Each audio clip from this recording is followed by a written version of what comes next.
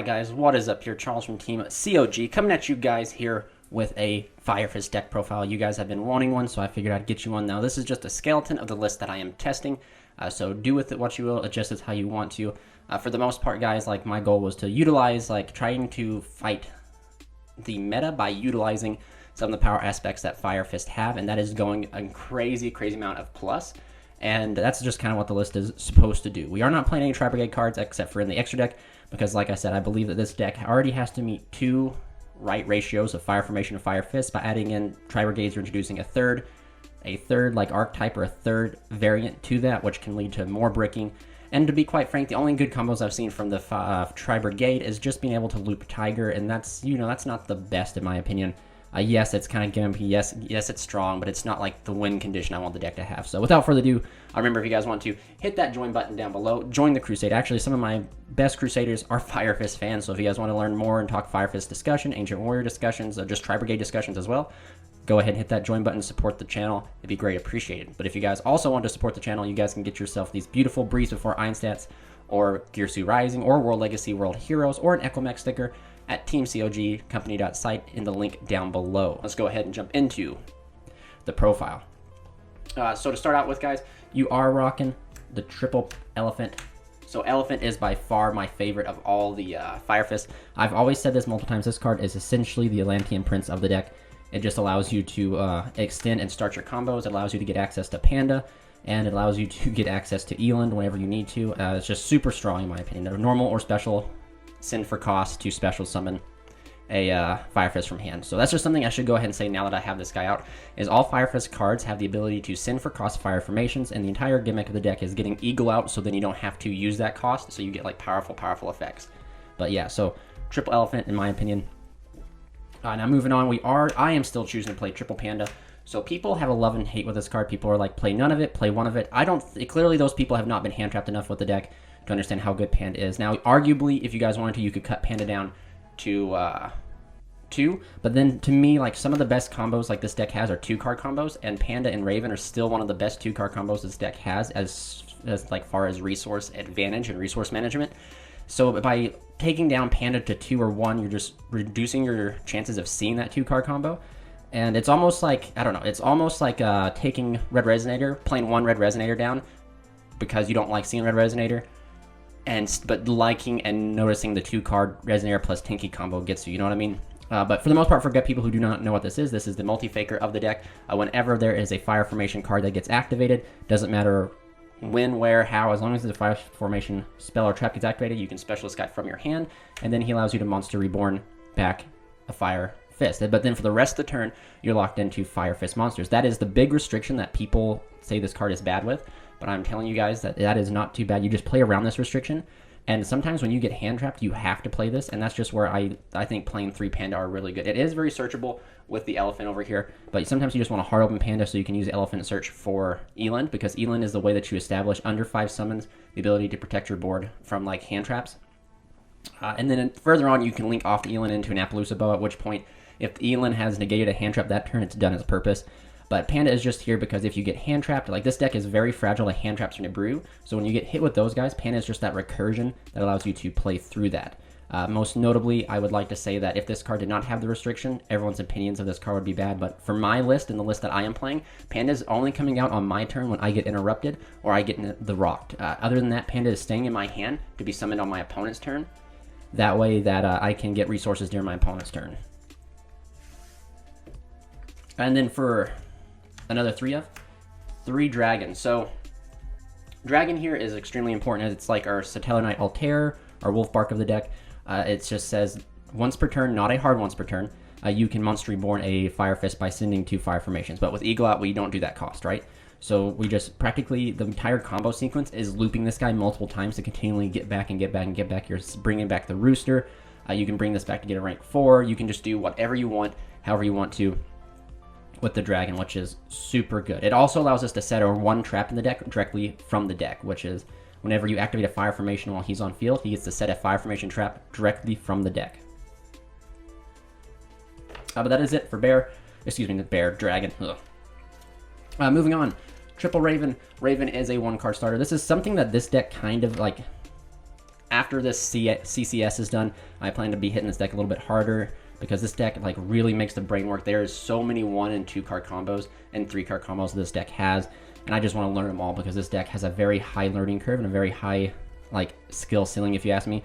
But Raven plus Panda is still one of the most resource efficient combos that we have, and yes, you do get locked into like pure Fire Fist plays that way, but you'd rather have access to it, especially since Raven is just a normal summon linked into Almirage and then get to set any fire formation you're missing from your deck. Actually, to be completely honest with you, if you open 0 fire formations, but you open Raven and Panda, you still have full combo just of how good Raven is. Raven is just remarkable. It's a card that you want to normal summon to link off to Almirage. It's a card you want to special summon off of Elephant. It is just, it's really good. Moving on, we are rocking Double Rooster. Rooster here is on summon. You can add any Fire Fist monster from your deck to your hand. That is the hard once per turn. The soft once per turn effect is you can send a fire formation as cost, but not under Eagle do you have to do that, to set a fire formation, different fire formation spell trap from your deck. So this is how we're continually pushing through and cycling through our fire formation cards. It is so good. It allows you to practically just keep the resource gain and all that stuff. It allows you to also proc off effects like Engine and what's the card? Dome. So you get to use this and just proc off those effects, which is really good. It's also like, so most of the times you are sending this off of Eagle, but if you happen to open it, you are summoning it off of the Elephant too, which is really good. It's phenomenal. It's not a starter, it's an extender, so like you don't want to see multiples of it, so I don't recommend playing 3. Now moving on, we are playing 2 Coyote. So since we are not playing the Tri-Brigade, you need to have ability to quickly make Eagle. And that's all that Tri-Brigade does. Tri-Brigade allows you to make an Eagle really early on, but it doesn't in fact do anything outside of that. So Coyote is just, you control a fire formation, you special this, normal summon, make Eagle. Some people will argue why not play Vorse Raider, because it's a free special summon, you don't have to have a fire formation. But to be completely honest with you, if you are not seeing a fire formation, you are not playing the game regardless. So there is legitimately no need to play Vorse Raider. You can play this, it's a Fire Fist name. If they ever give Fire Fist a rank 5, you can use Panda to bring this back and then overlay for a rank 5. Which I think a rank 5 would be pretty good for the deck, to be honest with you. I think it would fit well with the theme. Rank 5, smack it over top of a rank 4. If you do it that turn, you don't get the effect, but if you hard make this, you get the ability to bounce a quick effect Compulse or a quick effect Dryden, something like that. So Konami, if you're watching this, hear me. So for the 1-ups, we're rocking 1 bear and 1 elephant.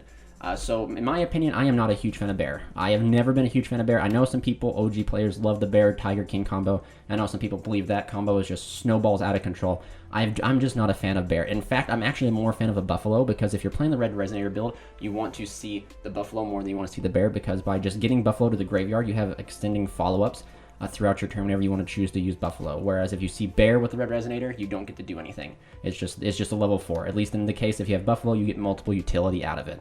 You also just can dump buffalo, whereas bear just kind of sits there. The only good thing that bear comes up with is if you have the ability to do the Tiger King loop, or if you're just like turn 3, turn 4, you're normal summoning this and popping a card.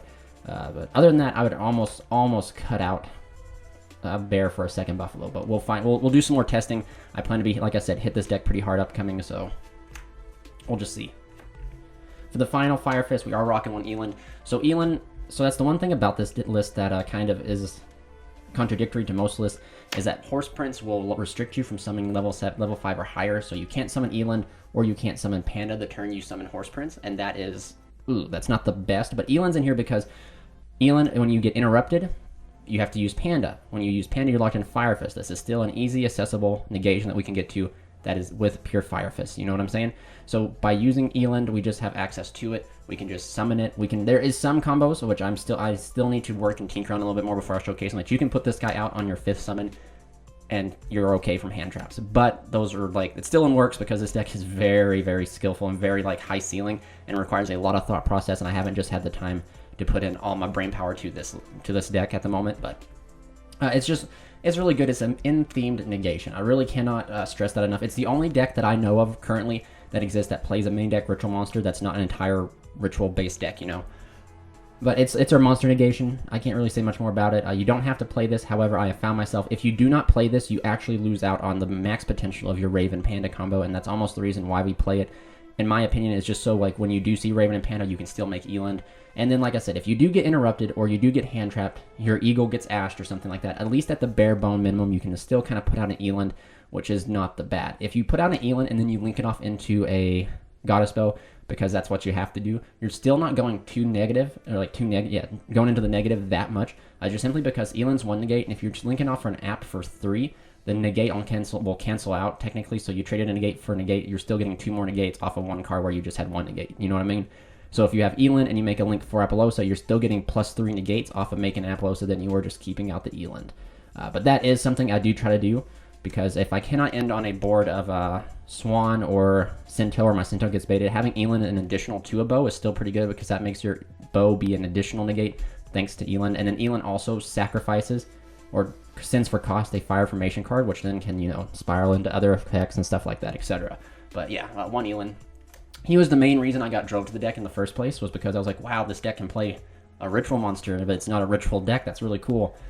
But yeah, I know a lot of people have a love-hate relationship with this card. And then I was testing Tri-Brigade Karis, just because I was using Karis, in my opinion, as like an Abyss Teus, because I'd kind of like morph the two Mermail Atlanteans and Fire Fist and Fire Formations together.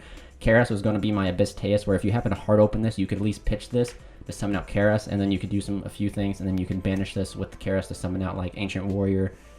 You can summon out the whatchamacallit. The Link 3 or the Link 2 Tri-Brigade. You can summon out Eagle, and it's just by getting rid of pitching the card in your hand. But Karis became more of a brick than it did anything else. Sadly to say, like, that's just how it is with the Tri-Brigade stuff. Like, every time I saw Karis, it was just not good. And every time I saw Fractal and stuff, I'd have to either open or use like an additional search to get the bear. So that's just why I overall do not like the Tri-Brigade stuff. But yeah, I'm moving on to Red Resonator. Red Resonator here is really good, guys. I've played this card in the past to utilize Horse Prince, but I kind of like, it was too much leaning towards one direction, but I think this is like a happy medium so far, or the skeleton of this list is a very happy medium. Red Resonator just on normal summon, special summon a level 4, then you make Horse Prince because this is a level 2 tuner, and then Horse Prince practically gets your combo rolling, which is really good. But nothing more can be said about this. I don't recommend playing 3 of it, just simply because you don't want to see more than one of it in your opening hand.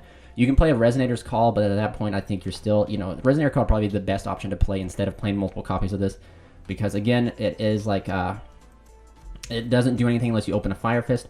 Now, something that's very interesting, in conjunction with Eland, if you happen to open this, but you don't open like a level, the level 4s, or you do anything with this card's in your hand, Eland says you can just pitch a Fire type to set a Fire Formation spell or trap. So like if you're missing, if you open multiple of these, you make Eland, you use Eland's effect, pitch the additional Red Resonator, and you just happen to get Sinto from your deck, which is really good. That's just a cool interaction. And also, do take note, is level 2, so 4 and 6 is 2. It can also help meet the requirements of an Eland Ritual Summon. But other than that, that's just in here for the Horse Prince. I almost, like I said this in my previous combos, I would almost like to play Vulcan, but the extra deck space is so tight, because then like during your like turn 3 or something, you can normal summon this, special summon level 4 from your hand, make Vulcan the Divine, and then bounce a card. But it is what it is, I guess. Still, like I said, still needs a little bit of testing to see if this card is good at 2, but 2 is like the perfect ratio that I found currently. For the final monster, we are rocking 3 of the Ash Blossom and Joy Spring. It's a fire. I mean, like, this 3 hand trap can be any hand trap you want, to be honest with you. But this deck kind of suffers from like what most combo decks suffer from, is you have to see particular starters and particular extenders, or like the right ratio of starters and extenders. And if you clog your hand with hand traps, you're not doing too good. The only thing that Ash Blossom is it's a fire. That's it. There's no other synergy outside of it being a fire, and Ash Blossom hits everything. So like I said, in theory, this could be any hand trap you want, but I don't recommend playing more than 3. Maybe you can fit in 5 hand traps, within the list by cutting a few cards, but you're kind of pushing it, because like I said, this deck already has to open the right amount of Fire Fists and the right amount of Fire Formations, and the right Fire Fists and the right Fire Formations on top of that. So by adding in additional cards or additional like staples and engines, like, you reduce your chances of seeing that. So I think 3 hand traps is perfect for this deck. For me, guys, for me, Ash Blossom floats to my hand like nobody's business. Like, I would see a whole hand of Ash Blossoms and no combo starters before I'd actually see a hand of combo starters. So yeah, but moving on, we are playing Triple Tinky. Tinky is very interesting in this deck because it actually is your 6th copy, your 4th, 5th, and 6th copy of any of your level 4 lower Fire Fists, like Elephant, your Elands, not your Elands, your Dragons, your Ravens, your Roosters. It's your 3rd, 4th, and 5th. It's technically your 4th, 2nd, 3rd, and 4th copies of Bear and Buffalo. So, but something that's very interesting, that I would like to make known is that even though this card is like the Tinky of the deck, it's the Rhoda of the deck, it's not like Reinforcements of the Army. It is a combo piece of the deck. I know that sounds kind of crazy. So Tinky is not like Reinforcement Army. It does not replace the card in your hand because you need Tinky to stay on the field to do something. So Tinky has to be part of the combo because of how Fire Fist works. So it doesn't, you know what I'm saying? Like, you can't just be like, there's a 3-card combo of like Elephant, Rooster, Raven, right? I don't think that's a combo, but for instance, Tinky cannot replace any of those 3. It's either, it has to be, Tinky has to be one of those 3. You know what I'm saying? Hopefully that makes sense for you guys, but yeah, so 3 Tinky. Hopefully one day I'll get around to getting the ultimates, but I really do like the secrets at the moment. But until then, you gotta play 3 Tinky. Now you play 3 Tensu because Tensu is your normal summon, additional normal summon. I would like to tell you guys this card lets you play through hand traps a lot better because of its additional normal summon, but the actual additional normal summon comes up through your combos more often than not. So it's like it's a combo piece versus a combo extender. One thing about it though is it's one of the Fire Fist or Fire Formation cards that can be activated multiple times, which allow you to trigger off effects like your Dragon, your Panda, especially if you get hand trapped and you bounce this back with Eagle, descend, and then they go hand trap, and you can activate this, use Panda to bring back a card. You know, like it's definitely has its utility. But other than that, Tinky and Tensu both give an additional 100, so it's, you know, a small buff, not a big one, but it does come up, especially when you're doing damage, or you're like, it's the difference between your monster getting run over and theirs beating over yours. Moving on to double Dome and 1 Engine. This is another reason why I couldn't really cut Eland, because this is the ritual spell card. So technically in this list, 1 Dome is the ritual summon the Eland, the other one is just a Monster Reborn. And this is how these are. So Dome is the ritual, Engine is the fusion. Dome, when it's sent from the field to the graveyard, is a Monster Reborn. Engine's a warrior returning alive. So there's actually some pretty cool combo sequences where you get this out, you don't even fuse with it, you send it off to add the dragon back from the graveyard to your hand, you make the Baron Blossom, the Tri-Brigade Link 2 special, the dragon you add it back off Engine to make another, like, you know, combo off with the dragon reborning something. But sometimes you're using these to sack off with the Buffalo with, so you can sack off both of them in some instances to get a Monster Reborn and a Monster Warrior Returning Alive, which is really cool. But Engine's just really good because you fuse into the Swan, and Swan can protect your Appaloosa during the battle phase, and then Ritual Summon and Monster Reborn, like, you can't really beat it. Something that's bad about these guys is they cannot be activated multiple times per turn, which is upsetting, but it is what it is. That's why you play such small quantities of them. We are playing 1 Leanne Peak and then 1 YuGiOh. So Leanne Peak is really good as the field spell. Actually, for a while in my previous list, I was playing 2 of these because of how good it was, but I had to cut it down for space and because I wanted to play more consistency cards, which we'll get into. But this card is like, it's always treated as a Fire Fist card. It just straight up says put counters every time you summon, so it's like a gateway, and then it just has you remove 2 counters. Your Beast Warrior's effect's going to be activated when Beast Warrior monsters attack. Remove 6, because for some reason Konami wanted to skip 4. Remove 6, add a Beast Warrior from your deck to your hand, and 10 special 1 Beast Warrior from your extra deck, or special from your main deck or extra deck, ignoring its summoning condition. So like you can summon Eland out if you get enough. People were playing Heraclinos in the deck, but that does not come up. The 10 is too high of a counter cost without opening the nuts. So YuGiOh is in here because it's Mystic Mind removal. You activate it, pitch it, but these 2 cards can also be activated multiple times per turn, which is something that the deck kind of lacks. But there's also another card that I need to get that I would like to kind of like either side or main, which is YuGiOh, which is the Spell Entrapment hater. It just, you activate it and target a spell entrapment that can't activate it, so which is really good. But yeah, so that's it for the Fire Formations. I am playing double Foolish Burial of Goods. This card right here works really well in conjunction with Eagle, especially when you open the wrong assortment of Fire Formations, but you open Foolish Burial of Goods, which is a great 5th or 6th card. So you just activate it, and then you can dump whatever you're missing, Tensu, Tinky, and then just all you gotta do is make Eagle, add that card back, activate it, there you go, you got access to it. So it's really good.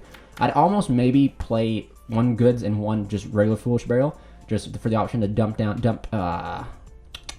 Buffalo early, and just for the ability to have the option to dump, you know, the continuous Fire Formation. But in testing, this has been good.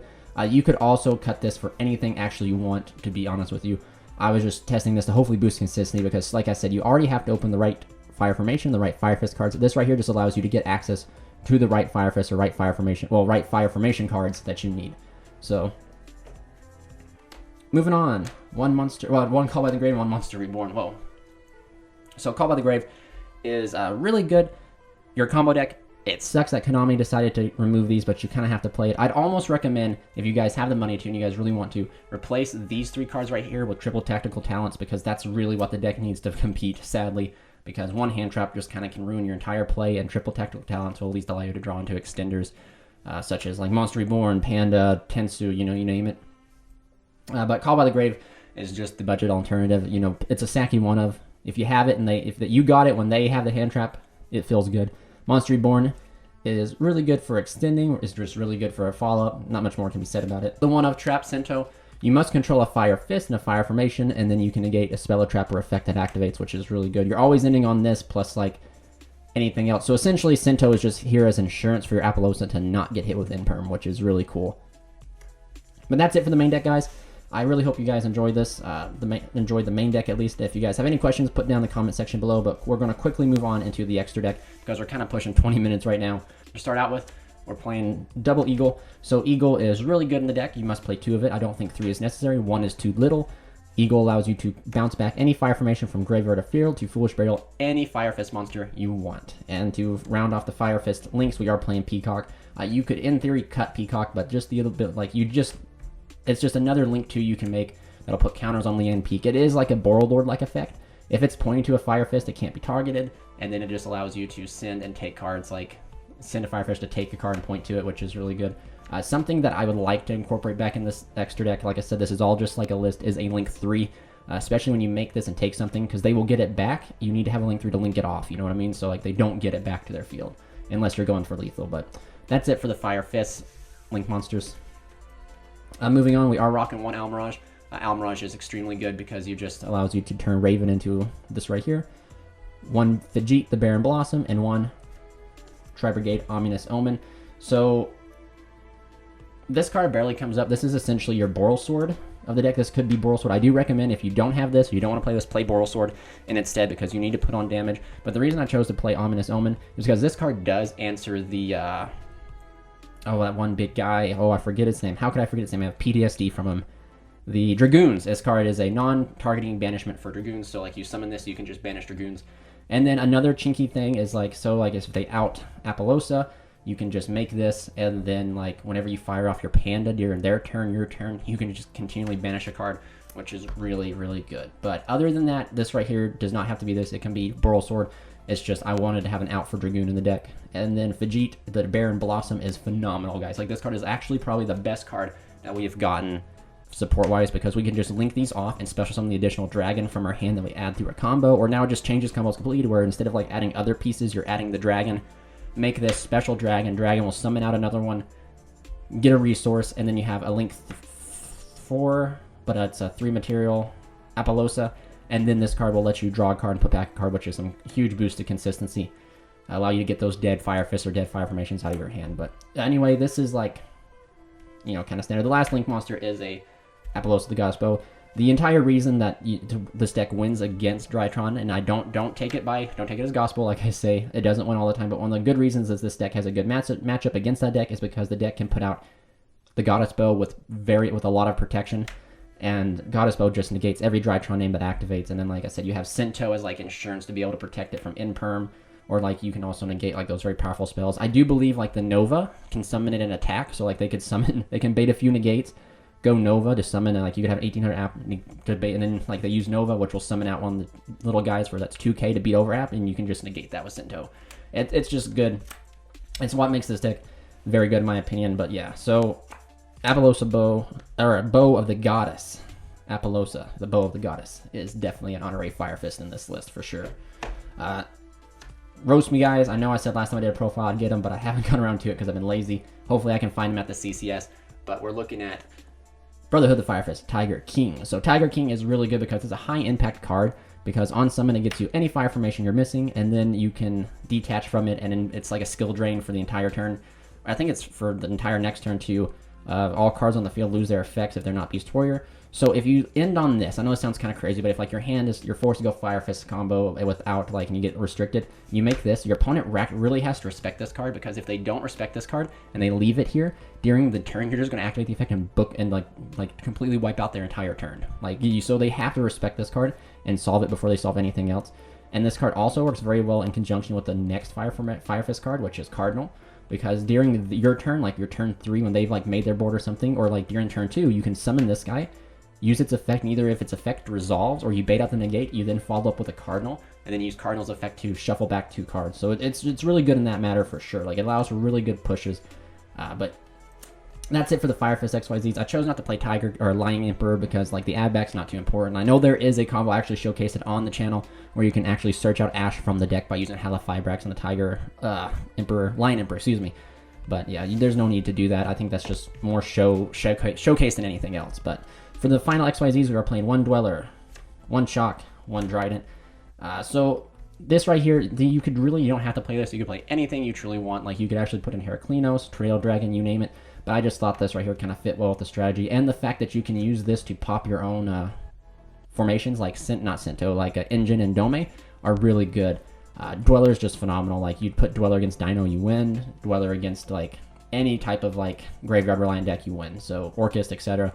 But similar to Swan, you're trying to, if you put Dryden out along with the Apollosa, they still have to go in the battle phase to solve both Dryden and the app. So Dryden just has the ability to detach and protect itself or protect the app from being run over.